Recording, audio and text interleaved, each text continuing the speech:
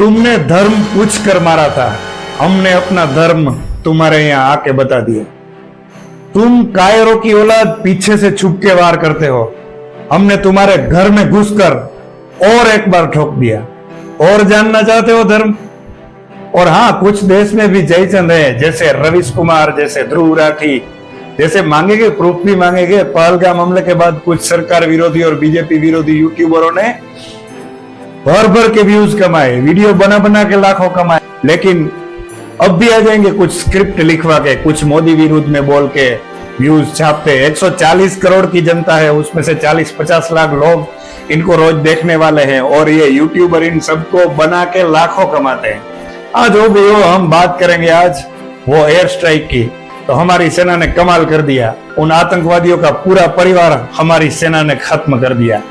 तो भारत ने 7 मई 2025 को ऑपरेशन सिंदूर के तहत पाकिस्तान और पाकिस्तान अधिकृत कश्मीर पीओके में आतंकवादी ठिकानों पर एयर स्ट्राइक की। यह कार्यवाही 22 अप्रैल को जम्मू कश्मीर के पहलगाम में हुए आतंकी हमले के जवाब में की गई है, जिसमें 26 निर्दोष नागरिकों की जान गई थी। इस ऑपरेशन में भारतीय सेना, वायुसेना और नौसेना ने मिलकर पाकिस्तान के भीतर 100 किलोमीटर तक घुसकर 9 आतंकवादी ठिकानों को निशाना बनाया। इसमें जैश ए मोहम्मद और लश्कर तैयबा के मुख्यालय शामिल थे। हमले में 24 मिसाइलें दागी गई, जिससे कई आतंकी ठिकाने तबाह हो गए। आतंकियों के मारे जाने की खबर है। और पाकिस्तान ने भी दावा किया है, उसने भारतीय वायुसेना के 6 फाइटर जेट्स को मार गिराया है और भारतीय चेकपोस्ट को भी नुकसान पहुंचाया है। लेकिन ये खबर झूठ है, ऐसा कुछ है नहीं। हालांकि भारत ने इस दावों को खारिज किया है और कहा है कि ऑपरेशन केवल आतंकी ठिकानियों के खिलाफ था, न कि नागरिक या सैन्य के ठिकानों के खिलाफ। इस ऑपरेशन के बाद भारत और पाकिस्तान के बीच तनाव बढ़ गया है और अंतर्राष्ट्रीय समुदाय ने दोनों देशों से संयम रखने की अपील की है। नमस्कार दोस्तों, मैं हूं करण गढ़वी और इन्फॉर्मेक्स विद करण मेरे YouTube चैनल में आपका स्वागत है। आज की सबसे बड़ी खबर, भारत ने पाकिस्तान में आतंक के खिलाफ बड़ी कार्यवाही की है। तो 7 मई की रात को 1:30 बजे भारतीय सशस्त्र बलों ने ऑपरेशन सिंदूर के तहत पाकिस्तान और पीओके में 9 आतंकी ठिकानों पर एयर स्ट्राइक की। यह कार्यवाही 22 अप्रैल को जम्मू कश्मीर के पहलगाम में हुए आतंकी हमले के जवाब में की गई थी, जिसमें 26 निर्दोष नागरिकों की जान धर्म पूछ कर ली गई। इस एयर स्ट्राइक में हमले में जैश ए मोहम्मद और लश्कर तैयबा के मुख्यालयों को निशाना बनाया गया। बहावलपुर, मुरीदके, मुजफ्फराबाद और कोटली जैसे स्थानों पर इन ठिकानों पर 24 मिसाइलें दागी गई। सेना की प्रेस कॉन्फ्रेंस में बताया गया है कि यह ऑपरेशन 3 सेनाओं, थल सेना, वायुसेना और नौसेना का संयुक्त प्रयास था, जो 1971 के युद्ध के बाद पहली बार हुआ है। पाकिस्तान ने दावा किया है उसने भारतीय वायुसेना के 6 फाइटर जेट्स को मार गिराया और भारतीय चेकपोस्ट को भी नुकसान पहुंचाया। हालांकि भारत ने इन दावों को खारिज किया है और कहा है कि ऑपरेशन केवल आतंकी ठिकानों के लिए ही था। पहलगाम हमले के बाद कई बीजेपी विरोधी सरकार पर टूट पड़े थे और बड़े बड़े मिलियन में व्यू छापे और लाखों कमाए और लोगों ने भर भर के व्यू दिए। 140 करोड़ की जनता है, 20-30 लाख तो दे ही देगी। खैर कोई बात नहीं, हमारी सरकार और हमारी सेना ने वो काम कर दिया जिन पर हम सभी को गर्व है। और कुछ पत्रकार जो बोल रहे थे मोदी के 12 दिन, कहते थे पहलगाम हमले को 12 दिन हो गए, मोदी ने क्या किया? तो पत्रकार जी सुन लो, देख लो, ये 13वीं कर डाली हमारी सेना ने। अब तुम नहीं आना प्रूफ मांगने, क्योंकि अब प्रूफ तुम्हारे प्रियजनों ने सुबह ही दे दिया खुद वहां से। भारत में पहले के टाइम भी जयचंद थे और आज भी जयचंद भरे पड़े हैं। बात करेंगे उन 12 दिन वालों की और जो सरकार के खिलाफ बोल रहे थे। अकेले रवीश कुमार ही नहीं, भारत के ज्यादातर वो पत्रकार जिन्हें चोरी और हराम की रोटी खाने की आदत लगी हुई थी, वो लोग भाजपा के खिलाफ है। पहले ये लोग भाजपा के खिलाफ तो थे, ऐसे एक मिशन की तरह भाजपा को मिटाने की कसम नहीं खाए हुए थे। जब से मोदी सरकार बनी है, इनकी विदेश यात्राएं, अंत संट विज्ञापन और मंत्रियों के साथ उठने बैठने से जो कमाई होती थी वो बंद हो गई है। क्या आप विश्वास कर सकते हैं कि राजदीप सरदेसाई जैसे नॉर्मल पत्रकार की इतनी कमाई थी कि वो 55 करोड़ का मकान खरीद सके? रवीश कुमार, बरखा दत्त, राजदीप सरदेसाई, निधि राजदान, शेखर गया जैसे लोगों के 3 काम थे जो मोदी ने बंद कर दिए। सरकारी खर्चों पर देश विदेश की यात्राएं करना और अपने व्यक्तिगत काम करवाना।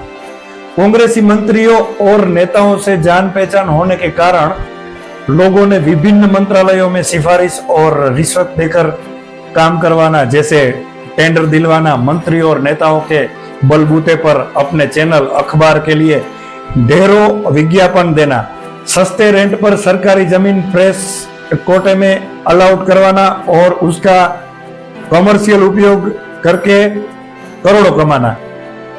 अब जहां जहां बीजेपी सरकार है वहां सरकार उन पर जोर डाल रही है कि या तो वहां प्रेस सेटअप पूरा करे या वो जमीन सरेंडर करे।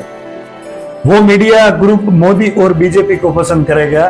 तो मित्रों, हम ये देखेंगे और देखते हैं रोज ज्यादातर यूट्यूब चैनल जो ऐसा पूरे देश के बारे में, राजनीति के बारे में न्यूज टाइप का बनाते हैं, वो बीजेपी सरकार के या मोदी के विरुद्ध होगा तो उसका ज्यादा व्यूज आएगा, उसका ज्यादा सब्सक्राइबर होगा, मिलियन में सब्सक्राइबर होगा। लेकिन कोई देश के साथ चल के जो कोई अच्छी सी बात बताएगा उसका व्यू भी नहीं आएगा, सब्सक्राइबर भी नहीं बढ़ेगा।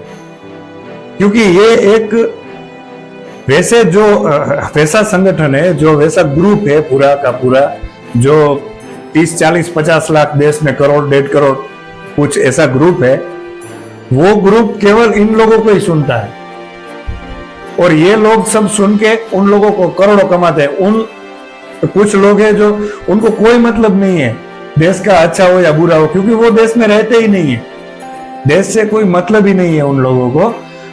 उनको केवल और केवल नोट छापनी है, देश की और सरकार की बुराई करके नोट छापनी है। तो इनके जैसे लोगों की बातों में ना पड़े और कुछ अच्छा देखें।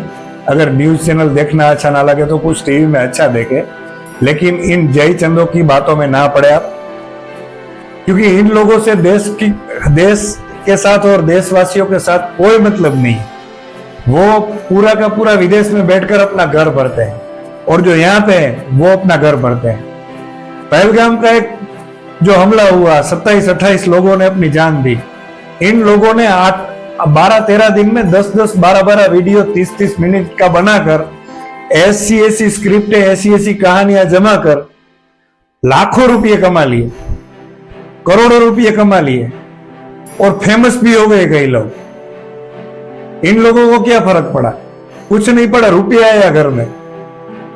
इतने सारे लोगों की जो बेगुनाह है, जिसका कोई कसूर ही नहीं था, वो लोगों ने अपनी जान गंवाई। और इन लोगों ने, ये मैं जोर से कहता हूं, उन लोगों ने वीडियो बनाकर अच्छा एडिटिंग करके यूट्यूब पे डाला और ऐसी कहानियां चिपकाई। पहलगाम हमले की थोड़ी बात की, लेकिन सब पूरा का पूरा आज की जो सरकार है उसके ऊपर डाल दिया। भाई, सरकार ने अच्छा काम किया है, सरकार कोई बुरा काम नहीं कर रही है। 140 करोड़ की जनता है, टाइम तो लगेगा ही ना। 50-60 70 साल का कीचड़ है, उसको साफ करने में टाइम तो लगेगा ना।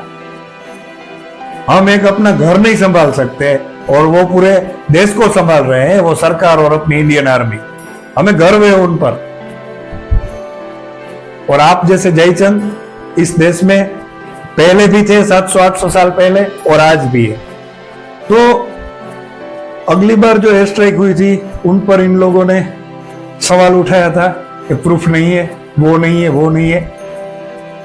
तो आज वो प्रूफ वहां से ही इन लोगों को दिखा दिया। अब कुछ नया स्क्रिप्ट वगैरह तैयार करके चिपकाएंगे और हम सब लोग देखेंगे।